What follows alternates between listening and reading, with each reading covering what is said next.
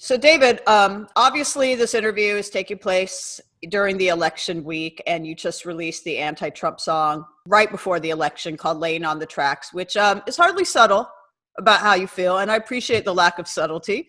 You sing about a stupid orange man in a cheap red hat. It's not, you don't have to read between the lines there. So the obvious first question is for people who are watching this interview, things are still developing at a fast pace, but we are doing this interview the morning after election day.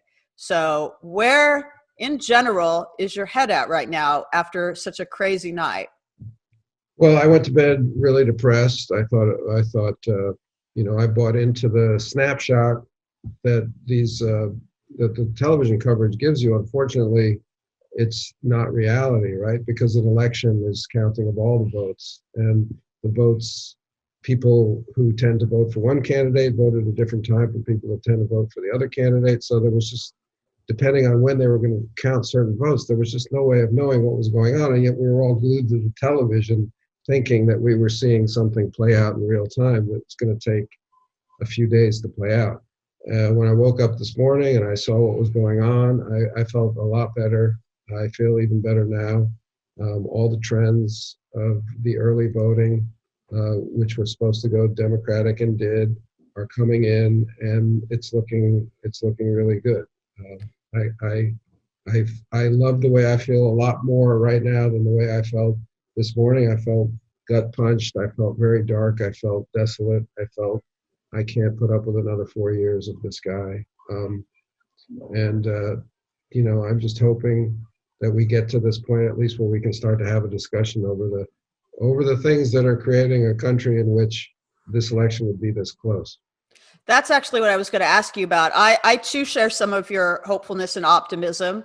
I'm actually hoping by the time this runs, we'll have even better news.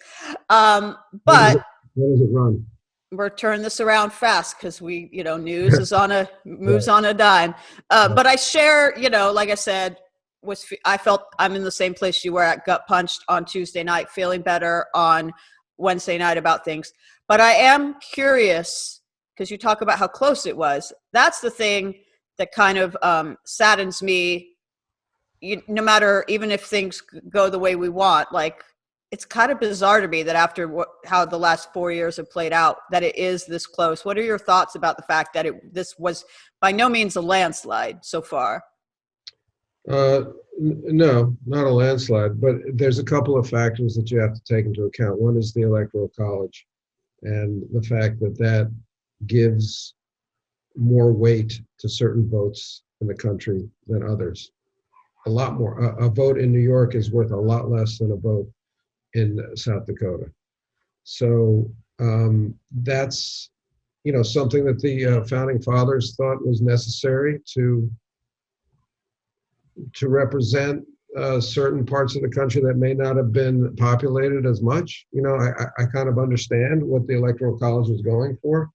I don't think that it's necessarily something that can stand anymore, because it is working against representative democracy, which is, I think, the idea of one person, one vote at this point. So that it reflects that. In terms of not being a landslide, I think Biden's going to end up with anywhere between 5 and 10 million more votes. It is kind of a landslide. There will be a clear majority popular vote for the Democratic candidate against Trump. And I think that's a refutation. Of course, you want to pitch a shutout, right? You want Trump to get zero, but that's not going to happen. But having said that, still, it does show that there's a significant portion of the country that voted for Trump, and they need to be heard. They need to be spoken to. They need to be dialogued with. We got to try to understand one another. And that's what we're doing. The other part is, the social media aspect of the disinformation and Facebook and all that. Those are Electoral College, Facebook, disinformation, foreign interference. They're all part of what's making this stuff so difficult to understand. It makes it so hard to talk to one another, because people are arguing with different sets of facts, and that's a tough way to argue. Well, I'm curious, since we were talking about how the votes haven't been counted and things could change once that's happening. What were your thoughts about the speech that President Trump gave last night about wanting to stop the counting and already sort of prematurely declaring victory, which I think a lot of people thought he might try to do? That was bizarre to me. Yeah, but I mean, it was expected. He's a cheater. He's a crook. He's a criminal. He deserves to be imprisoned for many different crimes. It makes sense. I think of it like baseball. You know, he was in the seventh inning of the game, and he got out there and he said, "Game's over. I'm ahead." It doesn't work in baseball, and it's not going to work for the election. So you, like I said, you released the song "Layin" on the Tracks, which is from your upcoming album. You released it right before the election, but my understanding is you actually wrote it and recorded it quite some time ago. So why don't you tell me what was inspiring it at the time that you created it? It was pre-pandemic. It was pre-explosion of Black Lives Matter and George Floyd. So it was kind of maybe a year ago. And it was really just kind of a snapshot of me, my state of mind. And then it kind of turned into a political, pointedly political. In the second verse, it kind of goes after Trump. Mm-hmm. What I wanted to do, you know, I mean, that's like the line that would jump out at you. People go, "Oh, anti-Trump, whatever." But if you care to look at the lyrics, I'm questioning myself as well too. I say the part of me that turned away, I had to kill. I had to break the chain. I had to get involved. I had to, because your suffering is my pain. It is my suffering. Your suffering is my suffering. So it's the singer of the song, who is me, is trying to say, I'm sorry for turning away. I don't want to turn away anymore. It's not just like you, Trump, but it's also you, David, and, you know, get better. So you're being self-critical of past apathy you had or lack of action, which I think is something we all struggle with sometimes, especially now. Absolutely. You know, in the first, it's a weird song. It doesn't really have a chorus. But it, you know, the first like proto chorus would be the part of you that needed love. You had to kill. You had to make it pay. And that was like me saying, you know, I look back on my life or my career, and I say, well, what is it in a person that needs to be an actor, that needs that kind of love? You know, you had to make it pay, which I like the double entendre of it, which is like, I'm going to make you pay, or you can make it pay for you. You know, you can make money off of it. So I was kind of playing around with darkness in myself that had pushed me into certain areas while I was trying to inhabit and investigate the darkness in this country. Interesting. Would you say this is your most personal song? Because this is the third, you're working on your third album, and you know, you don't, you know, some people are very confessional in their songs and their lyrics. You don't tend to be from your past records, but I'm curious if this new album coming out, Gestureland, and this song is going to be a little bit more inward looking or confessional in that, or open in that way. Well, to me, like there's confessional, and then there's like specifically confessional. I did this to that person. I'm sorry, you know, whatever. I hate those kind of songs. So I hate like having to like, oh, draw the A to D. Oh, he's talking about this, and oh, that's when he did that. And it's like, to me, that's cheating, because like what makes a song effective is the universality of it. So I'm always trying to write a personal song, but I'm always trying to make it so that, you know, when I love a song, I feel like I wrote it. I feel like it was written for me. I feel like, how did that person get inside my head? And that's my goal is, you know, to be lucky enough one day to write a song that I feel that somebody else might feel was written for them. Interesting. I'm curious, have you ever considered going into politics? Because I I'm a complicated guy. I the hoops are they're too small for me to jump through. I'm too impulsive with my words. It's be hard for me to stay on message. I would love to be involved. I would love to help. I would love to. I wouldn't mind running. You know, I don't mind. I don't mind giving speeches. I don't mind trying to like get my show on the air. But you know, there's a certain amount of bullshit rhetoric that even the good guys have to do that I'd have trouble doing. I understand. What do you think about the idea that some people have, not that I certainly don't have, Yeah. that celebrities should stay out of politics, even musicians who have a history of being political, like Tom Morello from Rage Against the Machine, for instance? There'll be people say, you know, just shut up and sing. And any celebrity who posts something on Instagram that's political will get that sort of stuff in the comments. I imagine you got some of that flack with Layin on your recent song. So yeah, what's your thoughts on that? And how do you deal with that when people are like, just be an actor, shut up? Yeah. We can't really shut up and sing, can you? Well, yeah, I suppose not. Yeah, it's an oxymoron. Yeah. But yeah, I'm of two minds. On the one hand, I do believe that it should be one vote per person, and that in some ways, a celebrity using their platform is almost like it's almost like a paid advertisement. It's worth money. I mean, there are eyeballs on a celebrity. That's what an advertisement wants. In a way, it's like an unpaid advertisement, and it bothers me that way. Secondly, I'm immune to that because personally, I would never vote for somebody because I like the way they dance or the way they sing or the way they look or the way they act. That's so foreign to me. I don't know that celebrities move the needle at all. They probably don't. I like to think that they don't. That would make me happy. Thirdly, when it comes to me using my voice, that's just my voice. You know, that's all I have.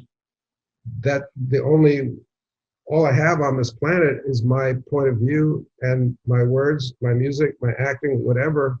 And if it comes out in a way that's appropriate for this day and age and voting and this election, then that's where I was at, you know. But I certainly can sympathize with people that are really tired of celebrities giving their opinions on when they're not experts, you know. And I'm a fan of experts. You know, that's one of the main problems I have with the Trump administration is they hire people who don't know what they're doing because they're manipulatable. Now, I'm a fan of experts. And if you could get the experts back in government, I would be happy to tell my fellow celebrities to shut the f up. Just get the experts in there, you know. We're not the experts, but we do have feelings and we do have ideas, and sometimes we have a way to express those that can get through to other people. Well, speaking of the lack of expertise, you know, there's a term that's been flying around for the last 4 years called fake news. And you were talking about Facebook just a minute and how the misinformation spreads that way. So I'm curious, it's kind of a weird question, but obviously among many other things, you are famous for being Fox Mulder from the X-Files, who was like a famous conspiracy theorist. Of course, in his case, a lot of his conspiracy theories were true. He was right. And he was on the right side of fictional history. But I'm curious, like with all the climate we have now, like, do you ever feel like you're in a real life X-Files? I'm trying to imagine like an X-Files world, but like in Facebook, like if Fox was on Facebook back then. Do you ever like sort of get deja vu or anything like that? Well, I mean, I have thought about it just because it's an obvious thing to want to think about, because especially for me who played that character. So, and it is odd because I'd be sitting here going, so Mulder's he'd be like a QAnon, you know, would he be like, and that bothers me. And I like to think that it's not true because, as you say, you know, Mulder was was onto something true. And the QAnon people would say the same thing, right? They say we're onto something true, so I'm a little, it's weird. It's a weird thing to think about. It's certainly of a different time, and certainly conspiracies have always made for good movies and television because they're dramatic and they have bad guys. I think honestly, there's no conspiracy. There's rarely a conspiracy, but there is concerted efforts to create chaos, which is not a conspiracy. It's just destabilizing, and I think that's what Russia has been up to. I'm sure there are other countries, and they destabilize with over-saturating information with disinformation, with misinformation, with fake news, and the result is real, and therefore you can say, oh, conspiracy, look, they got what they wanted. I don't think they know what they want. They want to destabilize. They want this country to tear itself apart and to weaken itself. And that's what they've gotten. I don't know that there's a conspiracy to elect Donald Trump, to elect this person, no, nobody can do that. That's too specific, but they can destabilize. They have destabilized. Facebook has got to get its act together somehow, or we're fucked. We do need to function from the same fact playbook. We do need to come together with the same group of objective facts. We can all have different ideas about those facts, but we're not entitled to our own facts. I'm curious. Obviously, there was a relatively recent X-Files movie or reboot mini series recently, but if you were doing one now, like, would it be addressing what's going on now, the Facebook conspiracy groups and all that? Like, what would be your thoughts about what an X-Files in 2020 would look like? Yeah. Well, that's the question for people who may or may not want the X-Files to continue. Like, the question would be for Chris Carter or for Fox or anybody who might be interested in seeing what was left in that show, would be what are the stories we're going to tell now? What is the position? Where would Mulder be in all this? So yeah, I mean, that's the question. Certainly is interesting to think about. I don't really have an answer for that. Is that something you would be interested in exploring if Chris Carter or whoever wanted to do another series or movie? I hate to bring that up because, Jillian said she didn't want to do any more. And if I say I'd like to do any more, people are going to go, oh, he doesn't want Jillian. It's like it becomes this thing. Mm-hmm. So unfortunately, people have made their desires known. So, I mean, in my mind, these things happen if they're good, so if somebody had a great idea, I hope everybody would go, oh, let's do that. But I don't want to get involved in saying I would do it or I wouldn't do it, because it unfortunately, it focuses in on like this Jillian and me thing, which mm-hmm. I don't have any animus with her, nor she with me. So it's kind of like a red flag to a bull a little bit when I'm asked that question. Sorry to add. I think it would be interesting. I mean, there's so much about the series that was prescient or that could apply to what's going on now. I understand that it may or may not happen. No, I think it's a good question. I just think, it's a longer discussion, I guess, and one that I can't really have because I wouldn't be involved in like making up those stories. I'm curious about another iconic character of yours, Hank Moody, because he was very sex, drugs, and rock and roll. And I'm wondering, because it's my understanding that you came to music a little bit late in life. Was that character at all like a real life inspiration for you wanting to play music or explore your rock and roll side?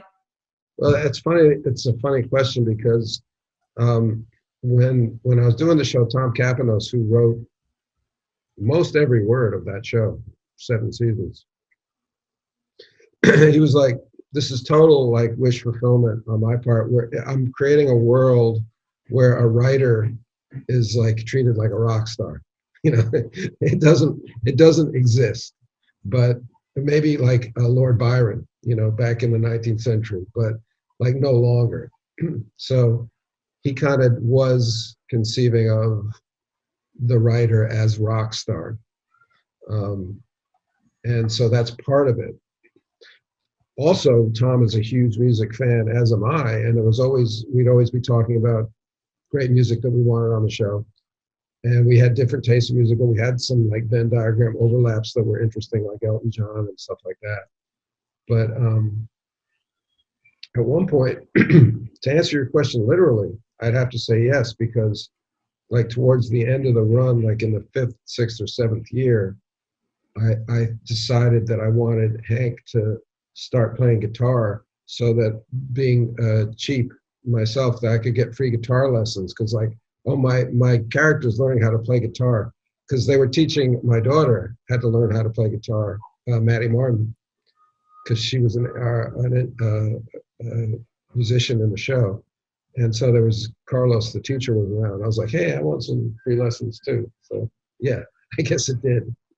So, like I said, it was only about 10 years ago, right, that you started to play music. So what made you, there's already going to be some kind of resistance. I've talked to other actors like Kiefer Sutherland or whatever. There's always going to be a little bit of public skepticism, maybe is the better word, when an actor dabbles in music, or vice versa.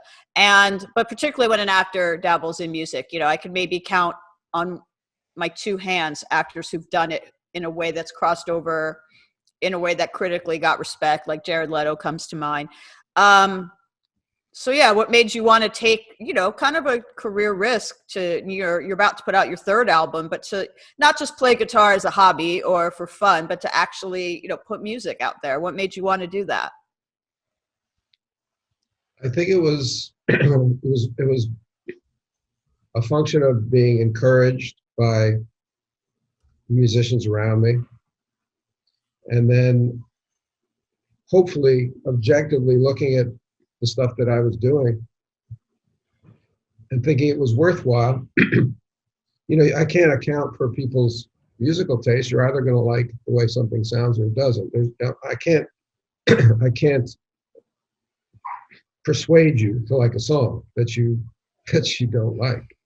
I could tell you how great it is, or I could show you those chord changes, and still you'd go, I don't like the way it sounds, or whatever. So that's what's wonderful about music. So I was listening to my songs, and I was like, yeah, they were striking my ear a way that I liked. I was like, I like the songs. Is anybody else gonna like them? I don't know. I hope so. I like the lyrics. So I thought it's worthwhile. I'll put it out there. And luckily, like critically, it's pretty good. So, I'm certainly sensitive and fragile when it comes to it, because, you're putting personal stuff out there, and singing is a very naked kind of art form. And I don't have, like, I'm never going to win American Idol, so it's like, if anybody, makes fun of my voice or says, oh, you can't sing, I'm like, I agree. I'm like, I'm trying, I wrote the song, so I get to sing them. That's basically it. Nobody's going to be like, ooh, I got to write a song for David Duchovny. I got to get that voice. I got to get that voice on my song. So it's like, if I write the songs, I get to sing them. That's the way I look at it. And if I'm feeling the songs and I'm inhabiting the songs, then you're going to, it's got a chance to move you. Well, some of the best singers, some of my favorite singers are people who would not be considered technically great singers, American Idol style singers. Like probably my 2 favorite singers, besides Adam Lambert, actually, who is from American Idol. But he's got a great voice, though. He's great, but on the other end of the spectrum of the people that aren't technically perfect, like Robert Smith from The Cure, Richard Butler from the Psychedelic Furs, who sounds like he smokes like 10 packs a day. Who are some of your favorite singers that are more in that realm, like Leonard Cohen, people who aren't necessarily technically good, but are great storytellers and have a really recognizable voice? Are there any that you consider like role models for your own singing? Lou Reed would be one. Springsteen is another, although, I say Springsteen's got a pretty strong voice. Amy Mann, very odd voice, I think. Obviously tuneful and a good singer, but, it's not a belter. Mm-hmm. Um, uh, even Mick Jagger say, a decent enough voice, distinctive, but not going to blow you away necessarily. Uh, and Cohen, Dylan, obviously. Um, what other? I always blank at this kind of a That's all question. right. That's a good list. In like 10 minutes, I'll have many more. What about lyricists, especially since obviously that's very important to you? You were saying it's my words, so I'm going to sing them. What lyricists inspire you? Well, I think Dylan is the best. Um, I think Cohen is great. I think Amy Mann.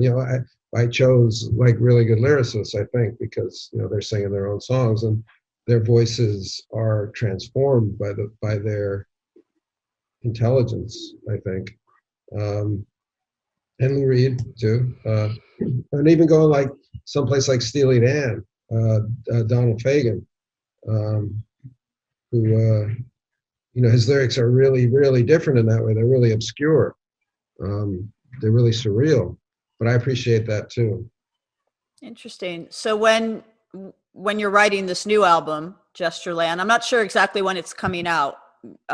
Will be And out this year. I'm not Okay. sure because we kind of wanted to rush to mix the single. We put everything else aside so that we could get it out before the election, and then now we have 13 other songs to mix. It'll take a little while, and then probably put 11 or 12 on an album. But they're written. They're like the album is They're done in terms of formed, the track. their the instrumentation is there, the harmonies, the background vocals, everything is on tracks. They just have to be mixed. It's all produced. It needs to be mixed. So I'm curious. I've heard one song from it. Is the rest of the album? Is there anything else on the album that is topical, inspired by what's going on in politics or in society, whether it's Trump, the pandemic, Yeah, I anything think so. else? Not the pandemic, even though there's a line in this song which says the crowds will gather in the poison rain, which I wrote a year ago. When it's you're watching these crowds gather, in a with the virus still out there. So that there's parts of it that seem to be written for today that weren't. And there may be other lyrics in the album that are, just because I think that that's a state of mind that you can get to in a certain kind of darkness or social darkness if you're thinking about it. There's a song called Mind of Winter, which I think probably is also discussing where we are in terms of society. And that refrain goes, when I come back, if I come back, I swear that I'll be simpler. I'll have a mind of winter. So it's kind of like trying to be cold and rational and not heated and inflamed. So yeah, I think there are other songs that you could plug into the moment, but not as pointedly as this one. I'm curious if you'd ever want to marry the acting and the singing together and do something like a musical, like Your Own American Idiot or Hedwig and the Angry Inch. I'd love to. Again, I think I'd have to do it because, again, I don't think anybody's out there going, that guy should do a musical. I am. I just said it. But I have thought about it, and, I worked with Tim Minchin, who's just such a talented guy on Californication. And I fantasized about like giving Tim a call and going, hey, let's do a musical. Because he actually has written, he wrote Matilda, and he's a superstar in that world. So yeah, let's give Tim a call. Tim. Californication the musical, or the X-Files the musical. I'm actually kind of surprised that hasn't happened yet, that someone hasn't, because every big TV show and movie is being turned into a musical at some point. Yeah, like Suddenly Scully, like Suddenly Seymour, Suddenly Scully. Well, I really enjoyed this chat. I'm curious, as we started with talking about the election that is, still very much in flux, and the song about, among other things, Trump. What are your concerns or fears, or if you want to be positive, hopes for for the future, for the near future, as you know, we look ahead to 2021 after a crazy 2020. Yeah. Well, I am concerned and I am afraid, and I have young children, not young, they're 21 and 18, and I'm concerned and afraid for them, and hopeful that they will be part of solutions that we have to find. But you know, I think you know, getting Trump out of office is just it's like stopping the bleeding, right? It's not going to cure anything. So we still have to come together as a nation to speak to one another. There's still definitely 40% of the people that don't feel like they're being listened to on either side. So we got 80% of the people that feel like they're not being listened to. So how do we cure that? How do we approach that? How do we do it? I guess that's what democracy is all about, but it's not easy. No, it's not, but hopefully, you know, hopefully things will get better. And I appreciate you taking the time to speak with me, particularly on such a crazy morning. And I look forward to the album coming out, hopefully very soon. Hopefully before the new year. I don't know. I don't know how soon these things can come out. I know we can be finished before the new year. I don't know if it comes out before the new year. I have one last question. Is there any chance that, given the fact that the news cycle is changing on a dime, that you might write any new last minute material for it, or for a next album? Are you looking already ahead to the fourth album? Yeah. We probably have about 10 songs that won't make it on this album. And there's a song I wrote recently that is not pointed at anything specific to this time. That could have been on the album, but you know, I wrote it too late. I still want the X-Files musical set in the year 2021. The X-Files musical. So I'll just put that out there. If anyone wants to green light that, Tim, give him a call. Let it manifest. You never know. It doesn't hurt to put things out there. In Topanga, there's been a lot of weird spells cast out there. This could be just one of those. We'll see what happens. But thank you. The truth is out there. Sorry, I had to say it. But thank you so much. I really enjoyed this chat. And thank you for your candor and for the music. Thank you. Thanks. I appreciate it.